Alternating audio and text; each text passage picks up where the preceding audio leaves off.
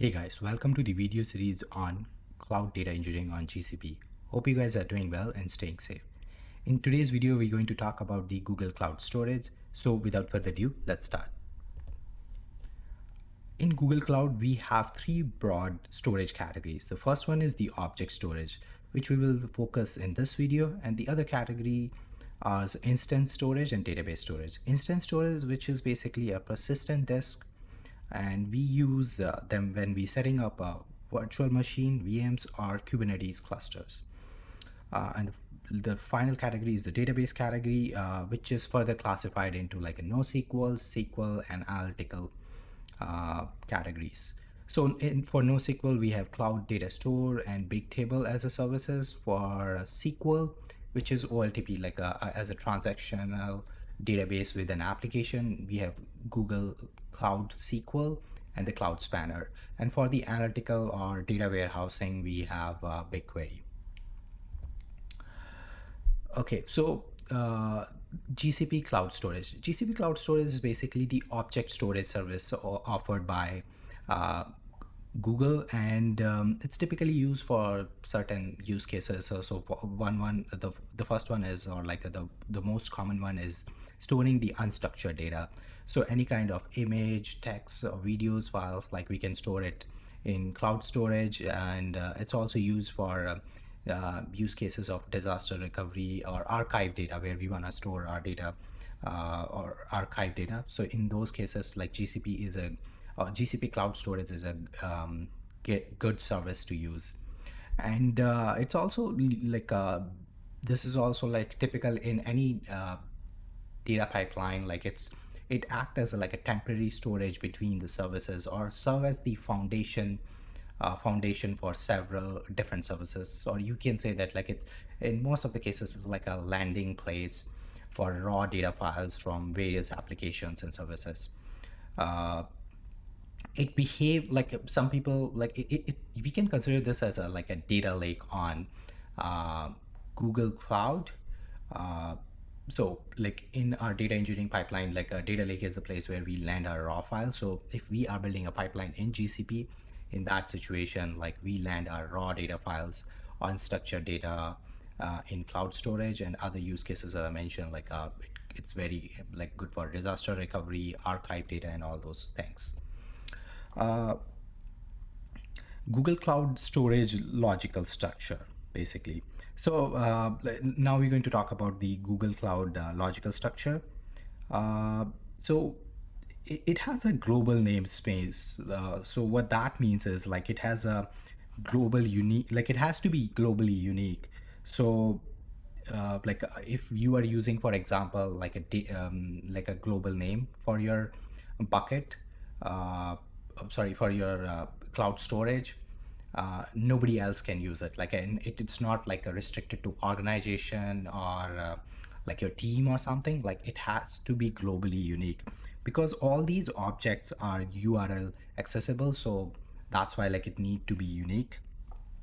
In terms of structure, like how the object storage structure is designed, like it is very similar to the file systems.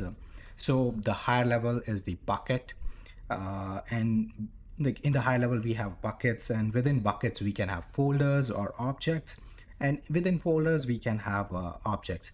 And now you will be like, okay, this is not like similar, this is exactly like a file system. But like there are difference between the file system, like file storage system, and the object storage system. So some of them is like file storage system use NFS, SMB, and CIFS protocols. It has limited scalability. It is accessed by mount points, and the last I remember is about the metadata. So metadata attributes of the file system is like the time and date, like when, who accesses, who modified it, those kind of things. While object storage is used by using like HTTP and HTTPS and or even DNS protocols.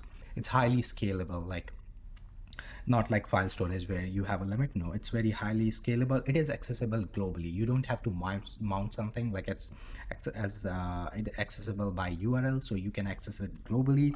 And here the metadata is more about like the versions of the objects, because in object storage, we have replications, and even like we have versions. So like it will be more like that. So the major difference is the protocol, how we access it, scalability, and metadata type of things.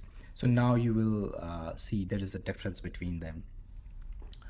The other thing is like things we need to be considered while creating the bucket.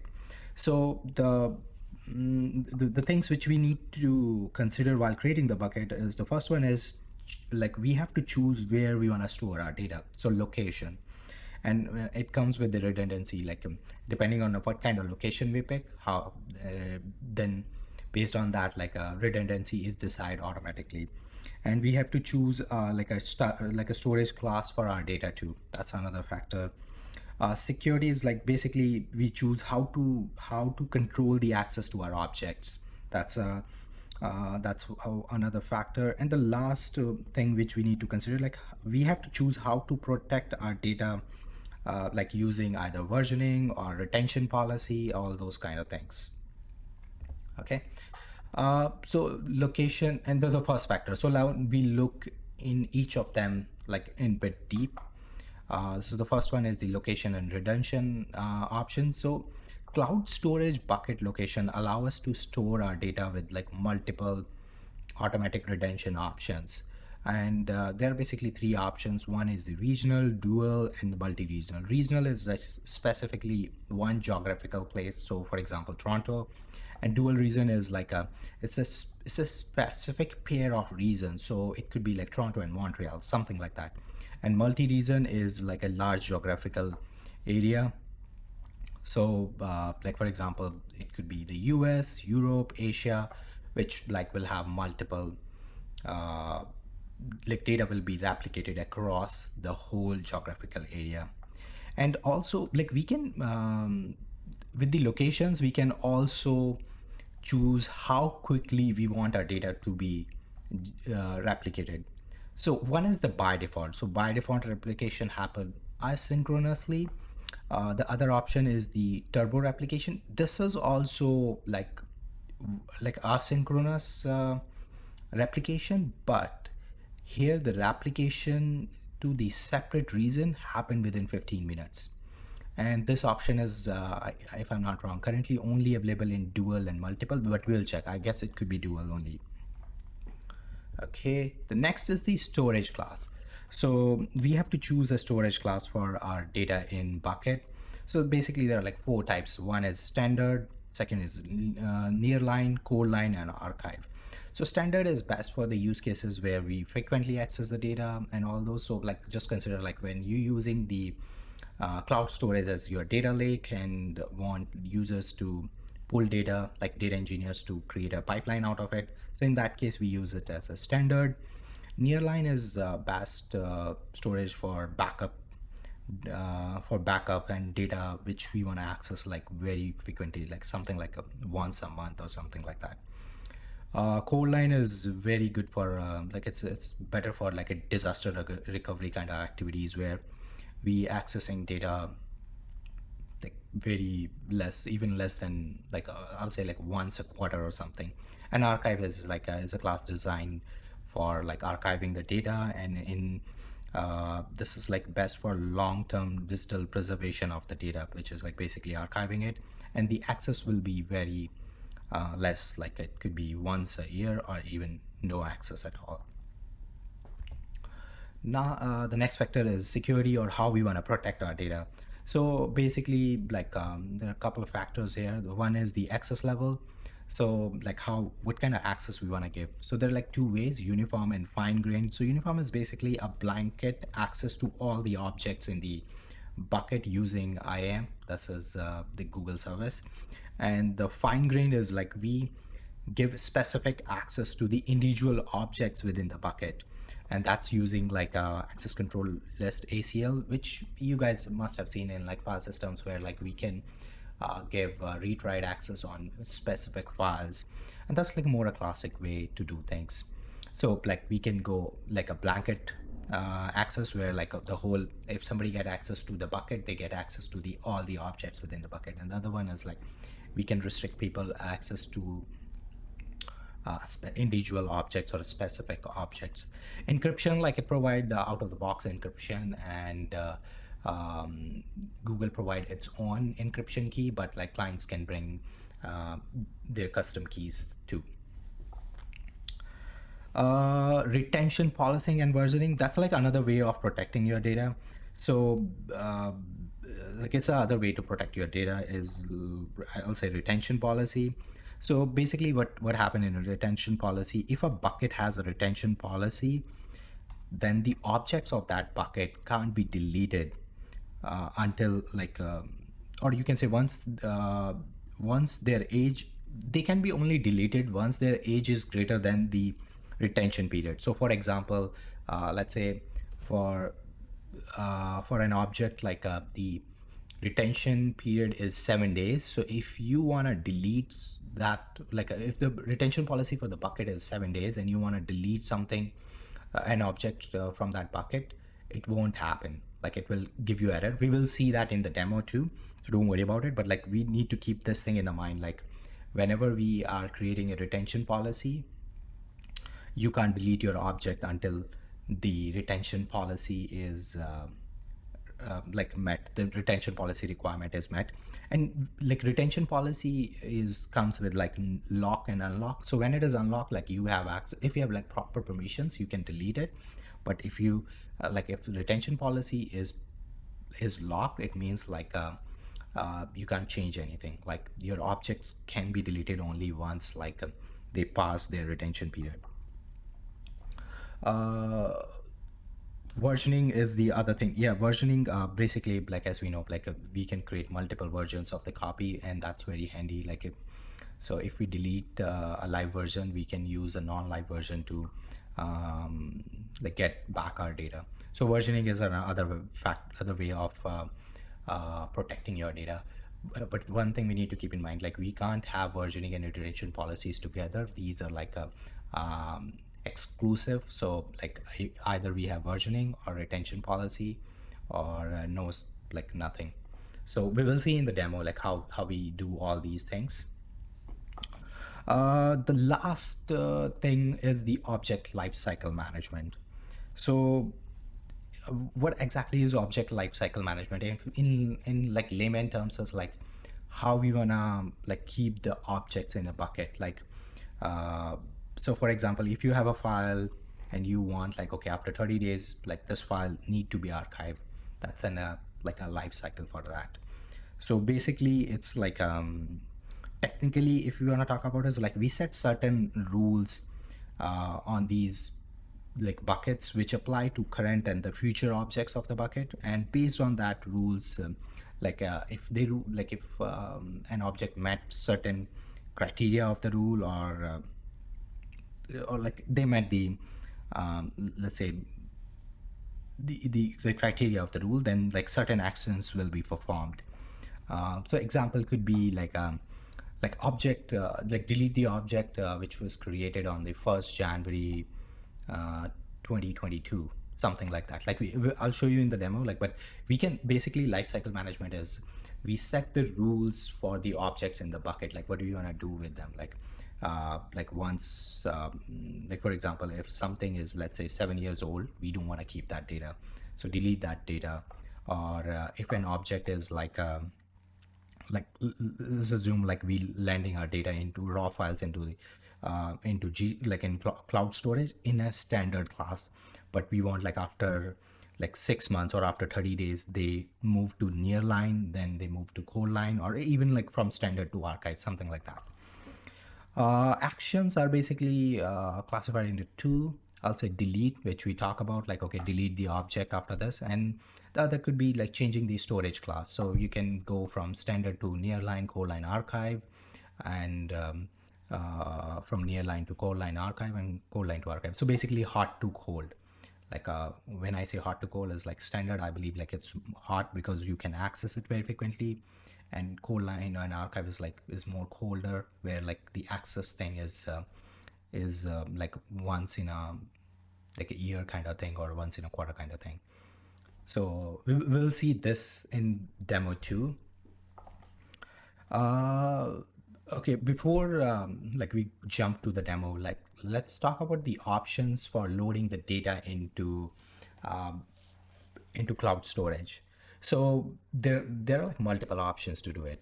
If it's a small amount of data, you can download it. Sorry, you can upload through, or you can load it through console, command line, or APIs.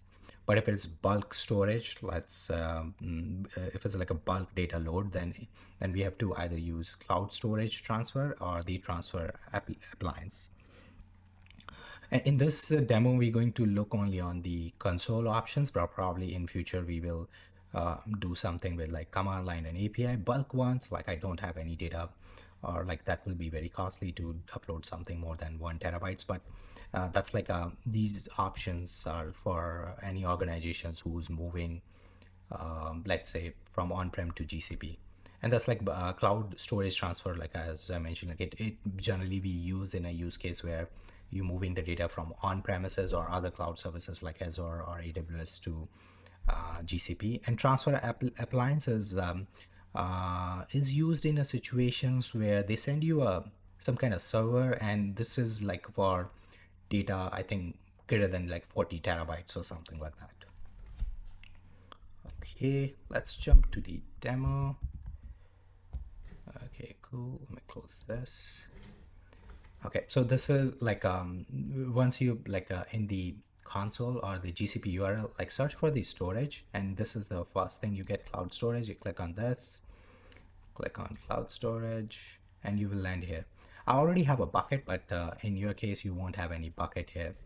Okay, so let's create a bucket very quickly, and this will be name your bucket, and as I mentioned, like it has to be globally unique. So we'll give data tech demo 22, click on continue.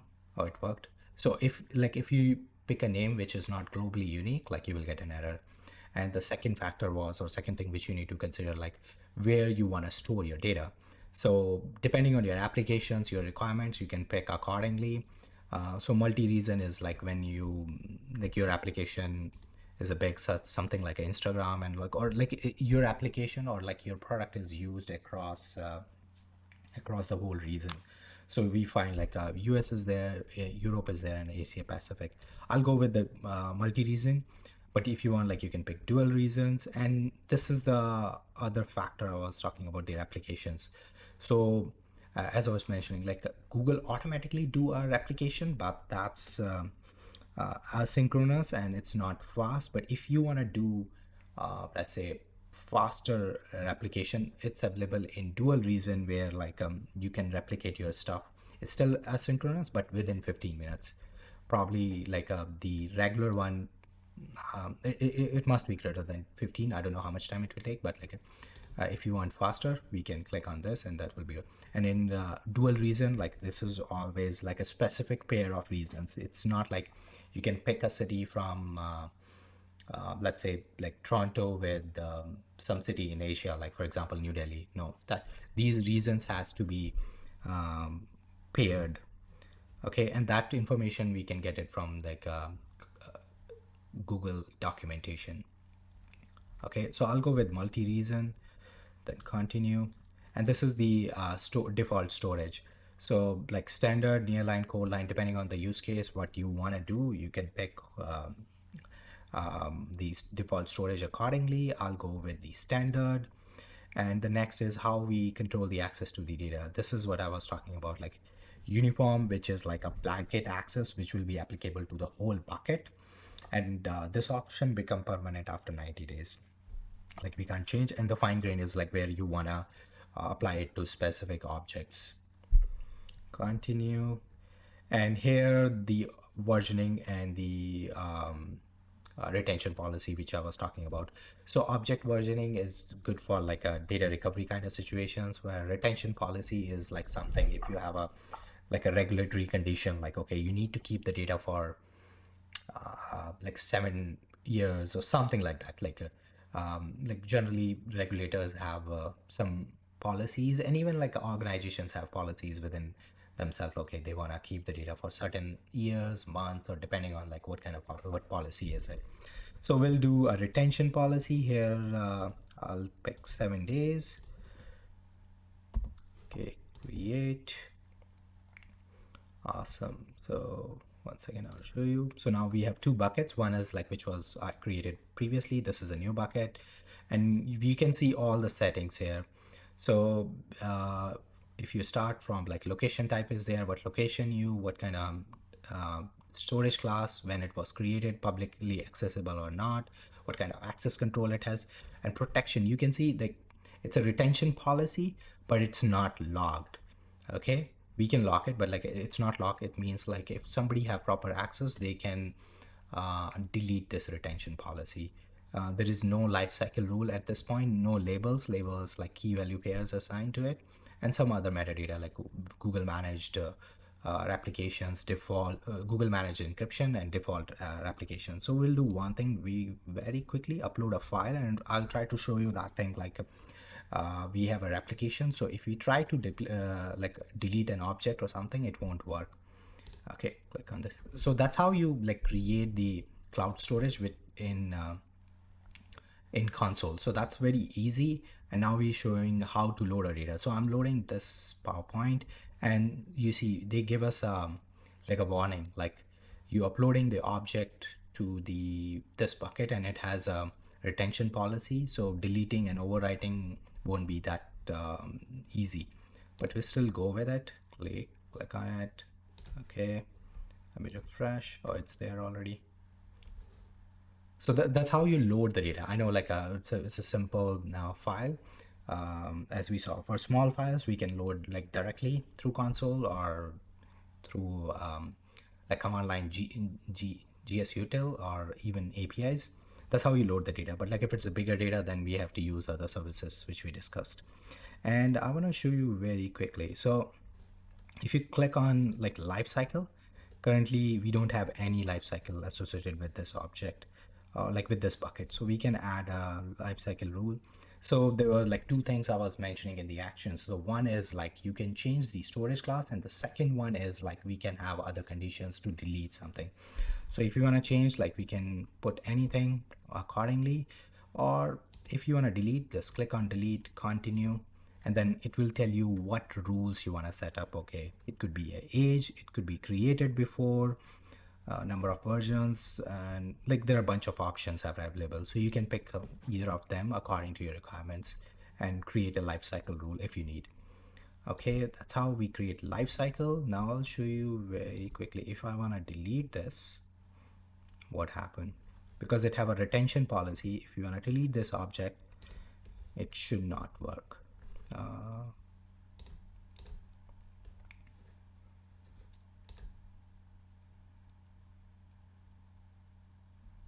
See, we get this error, like it could not be deleted. And if you look into the details,